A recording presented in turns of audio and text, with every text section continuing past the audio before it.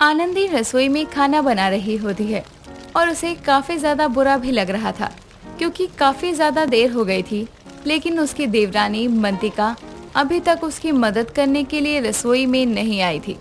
जब काफी देर हो जाती है और अब भी आनंदी की देवरानी नहीं आती, तो आनंदी गुस्से में रसोई से बाहर निकलती है और अपनी सास विमला और अपनी देवरानी मंतिका को बुला कर कहती है, माँ जी, मैं इतनी देर से अकेले ही रसोई में सारा काम कर रही हूँ, लेकिन अब तक देवरानी जी आई नहीं है। ये कोई बात है भला? पहले की बात कुछ और थी, लेकिन अब तो घर में मेरी देवरानी भी है ना। अभी तेरी देवरानी को आए हुए समय ही कितना हुआ है?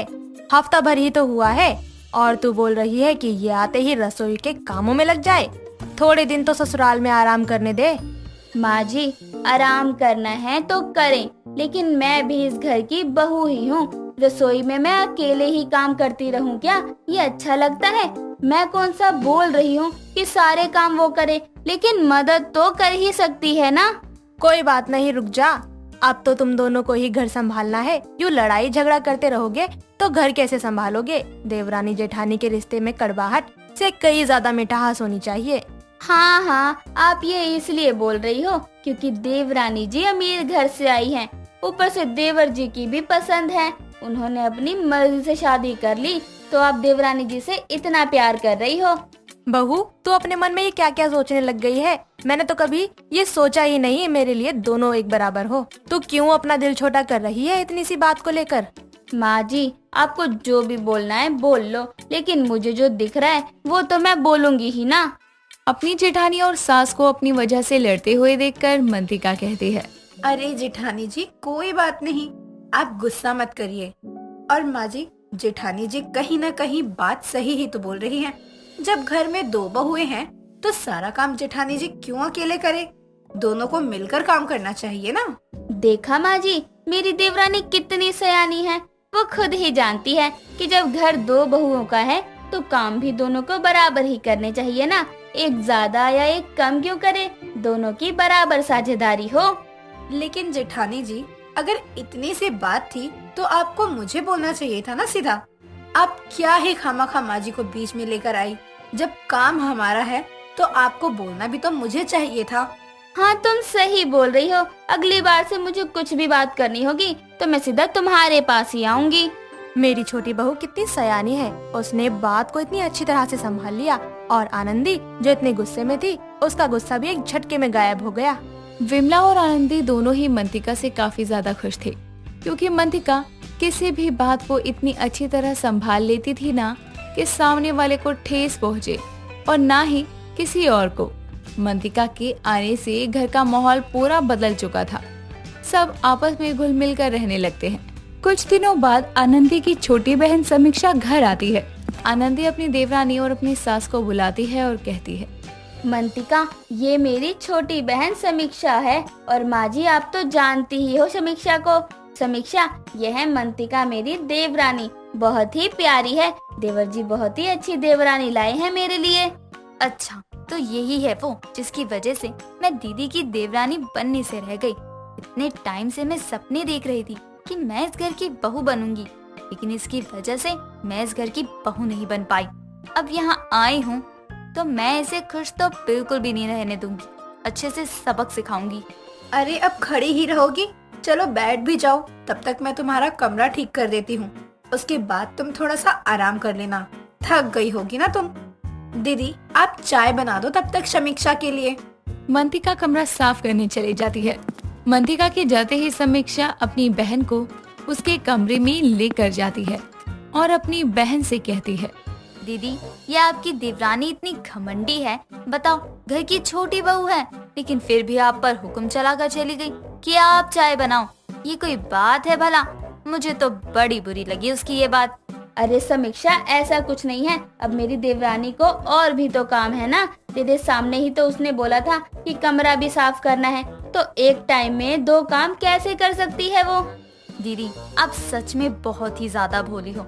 आपकी देवरानी है वो, आपको थोड़ा काबू में रखना चाहिए उसे। अरे तू भी क्या बातें लेकर बैठ गई? अभी तो आई है, थोड़ा आराम कर ले, फिर बातें करेंगे। आनंदी समीक्षा की बातों को ज्यादा ध्यान नहीं देती और हंसकर उस बात को टाल देती है। लेकिन समीक्षा की अब हर वक्त यही कोशिश थी कि वो मंतिका के लिए मुसीबतें खड़ी करे और इसीलिए समीक्षा विमला के आगे मंतिका को नीचा दिखाया करती। ऐसा कई दिनों तक चलता है। कुछ दिन घर में कोई भी समीक्षा की बातों को ज्यादा अहमियत नहीं देता। ऐसे ही एक दिन मंतिका अपने कमरे में अपने पति अजय के साथ बैठी हुई थी।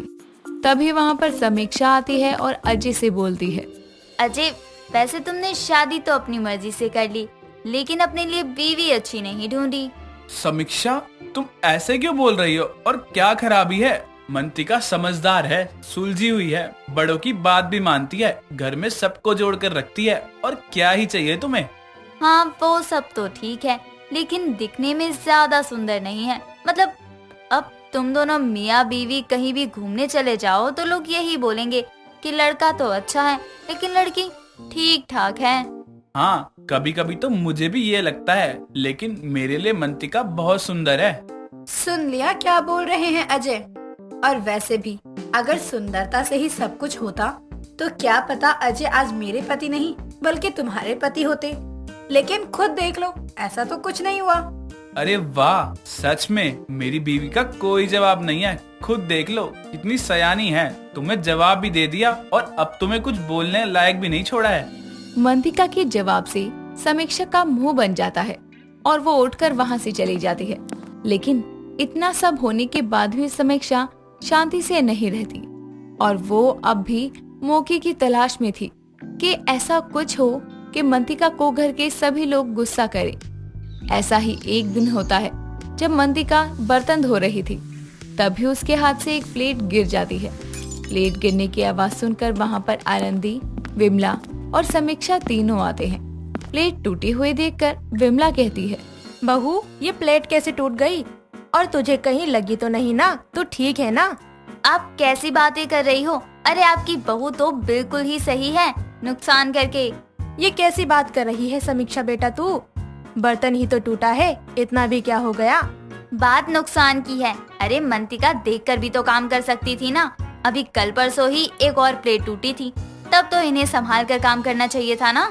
बात तो समीक्षा सही कह रही है बहू, लापरवाही करने की भी हद होती है। बर्तन तेरे मायके से थोड़ी ना आए हैं। यही नहीं माँ जी, मंतिका तो खाना भी बहुत बर्बाद करती है, और जिस घर में अन्न का अपमान होता हो वहाँ कुछ अच्छा हो सकता है क्या? और अपमान नहीं बहू के हाथों से हो रहा है, देख रहे हैं ना आप। बहू, ये क्या सुन रही हूँ मैं? हम तुझे कुछ बोलते नहीं, इसका मतलब ये नहीं है कि तू बस अपनी मनमानी ही करती रहे। ये तेरा घर है, कोई किराए का नहीं। माँ जी बस भी करो। अरे मेरी देवरानी इतनी सयानी है कि वो ऐसा कुछ करती ही नहीं है। मेरी ही गलती से हुआ है ये सब। और समीक्षा, तू कब से मैं देख रही हूँ तू कलेश डाल रही है मेरे घर में। नहीं तो दीदी, ऐसा नहीं है। मुझे पागल मत बना। अपनी सयानी देवरानी के साथ रहते रहते मैं भी सयानी हो गई हूँ। जो तू ये सब कर रही है ना, मैं सब समझ रही हूँ। तेरे लिए अच्छा है कि तू अब वापस चली जाए। आनंदी अपनी सयानी देवरानी के साथ रहते रहते खुद भी समझदार हो जाती है और अपनी बहन को घर तोड़ने नहीं देती।